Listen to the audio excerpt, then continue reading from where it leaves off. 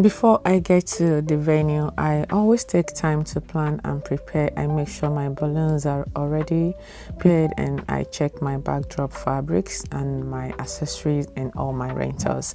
I pack everything I'll need: my chairs, carpet, candle holders, and my tools like my balloon pump, my scissors, my rubber band, my tape, my mini ladder to hold myself. And I believe that good planning makes the setup easier for me, and it makes it faster also. So when the preparation is right, the decoration always comes out beautiful. So I started this video with an empty space, and here I am showing some of the tools I'll be using for this setup. I'm using 4-inch balloons and two 8-inch balloons for the for the base. I'm gonna show you how I size them properly using my balloon sizer, so everything comes out neat and uniform. I finished blowing the balloons behind the camera. I pack and store the balloons in a transparent bag, and this helps keeps the balloons clean and organized before assembly. Now it's time to assemble the balloons. So I already have my balloon stand set up, and I added a water bag at the base to keep it standing firm and to prevent it from falling over. So for the column, I'm using both 8-inch balloons and 4-inch balloons to form a cluster. So 4-inch balloon cluster form the base of the column.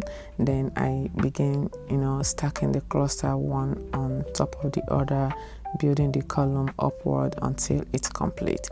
This method helps the balloon column looks full, neat, and well balanced, giving it a clean and professional finish. You see this backdrop lining?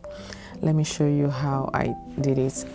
It's very simple, and you can also try it at home. Also, you can try it for your daughter's birthday, your son's birthday, also for your husband's birthday. All I did was to take a rubber band and gently hold some part of the fabric together, and once you gather it and secure it with a rubber band, it forms a beautiful design.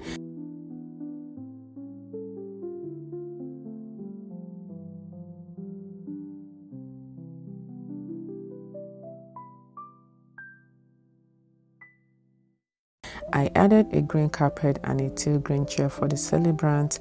Before finalizing my colors, I check on Google to confirm if green goes well with rose gold. At the venue, I added 2 sets of 5-arm gold candle holders placed comfortably beside the celebrant chair, and a luxury feel to the setup.